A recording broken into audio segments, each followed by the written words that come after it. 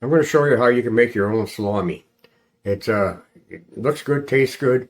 It's pretty easy to make. This is venison, but you can use beef. It works just as well.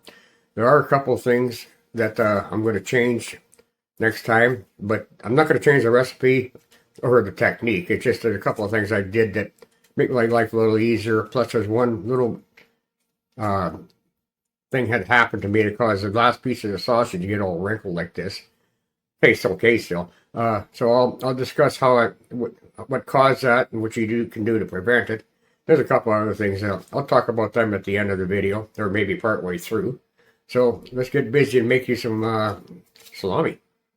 So anyway, this is called venison salami, but you can use ground beef. It doesn't have to be.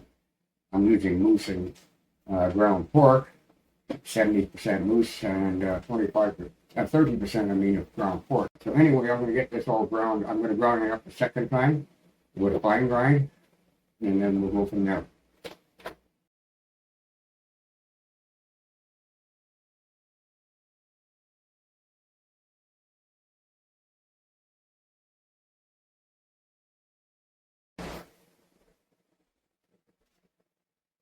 I'm going to put this back in the fridge, keep it cold while I get this all cleaned up, and get my sausage press ready to go. You always want to keep the meat cold. Is I got the 5 pounds of, no I haven't, I got three-quarter pounds of moose and pork. I got a 3/4 cup of ice cold water, 2 tablespoons of salt, pickling salt, 3/4 a teaspoon of pure, a 3/4 cup of binder. I'm using milk, soy, milk, whatever. I got 1/4 tablespoons of pepper. This is black. I got 3/4 of tablespoons of nutmeg, 3/4 of tablespoons of garlic powder, and 2 1/4 tablespoons of corn syrup solids, and 3/4 of tablespoon of powdered dextrose. So anyway, that's what's in here, and then I'll mix it with some water. I like to mix the water in with the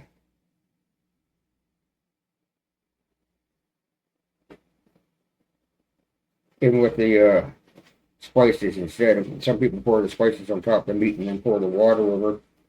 I don't know, to me this just seems to work better, but each to their own. And am I babbling again? Okay, that's all stirred in real good. Here. Pour this all in. Take some meat. Keep the rest of this out. Make sure you get it all.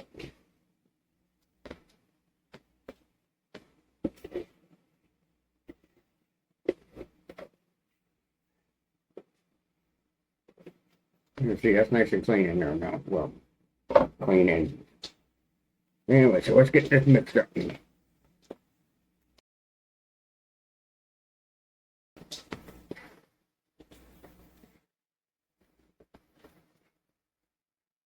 Okay, so see that? It's mixed properly.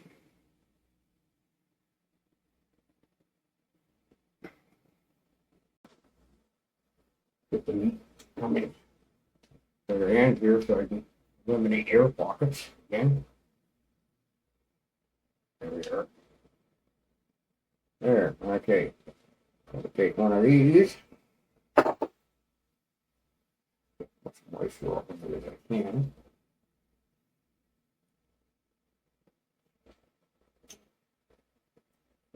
Okay, so these are supposed to say soak for 20 minutes, a half an hour. I've ended up doing it for a couple hours because I don't think that's going to hurt anything. I can get it open.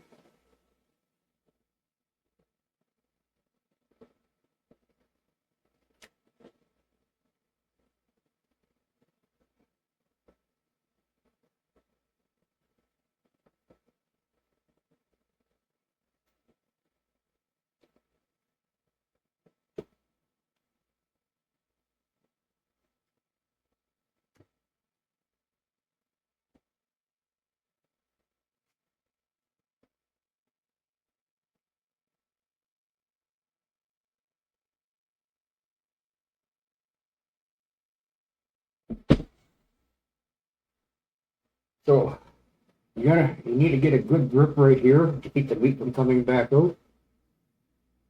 So I think I'll do this way. Yeah, this one. Okay. But yeah, you want I get my fingers are big enough.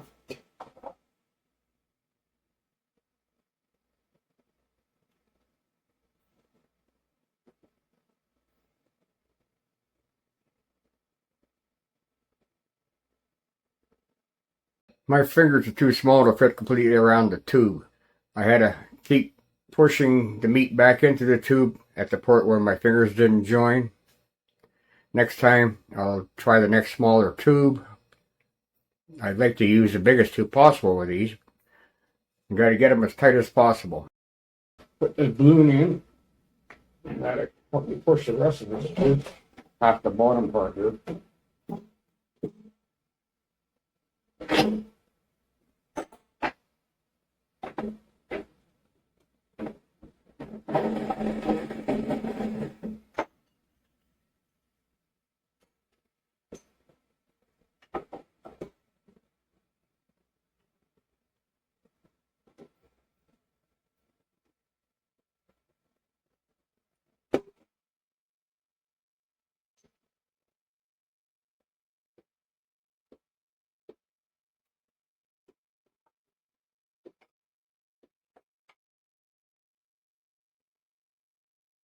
Oop, I think I broke the balloon.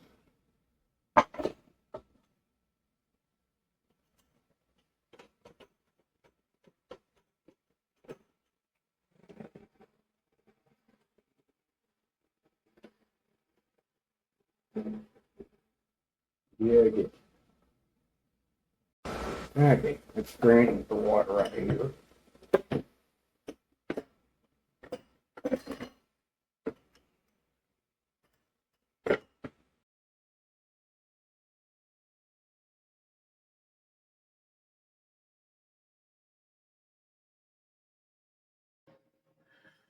I'll dry these off with a paper towel, then I'll put them in the fridge overnight to make sure all the cure and the spices all mix in nicely. My smoker's too short, so I had to do this to it and shorten that one even. But anyway, I'm going to run these at 130 with the vent wide open to get them dried out for about an hour.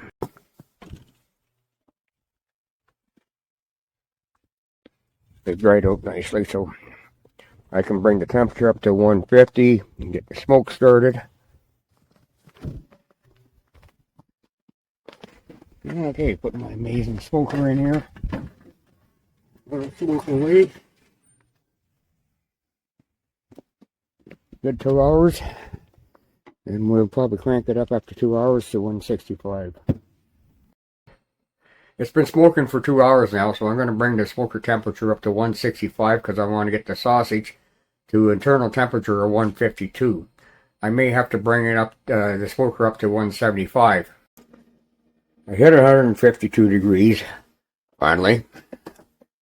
So I got a nice cold water. I'm going to leave it there probably for 20 minutes because these are a lot thicker than your normal sausages. So make sure it stops cooking. That's the main thing. I've got them hanging up to dry. In the future, I'm going to do a better loop with that, or I'm going to tie them off quicker like what this one is. You can see here, you can see where there's still a lot of water in there. I have to live with it. Might have to chuck it. We'll see. It won't be poisonous. It won't taste great. It might not taste great. So anyway, we're going to let this hang overnight, and then we'll put it in the fridge for a couple of days to let all the flavors meld. So as you've seen, it's pretty easy to make salami. It turns out good. I'm not going to change the recipe or the process at all for this. It's really good. Now, about this wrinkled part, that's caused by too much water from the balloon bursting. It's only the last little bit that wrinkled. It still tastes great. It's just you don't have that firm casing. The other thing is, I'll have to remember next time that this won't fit at the full length, will not fit into my smoker. So I'm going to either make two shorter links like this, which means I won't get quite as much sausage in the casing, but I got way more than they said. Or I'll try to make this into a proper round. I was having trouble. I tried that. It was having trouble. So yeah, it still tastes good. It looks good. Other than, other than all in one piece. That doesn't look so great. But anyway, make your own salami and like my channel, please. And subscribe to my channel and like my video, please. And until next time, goodbye.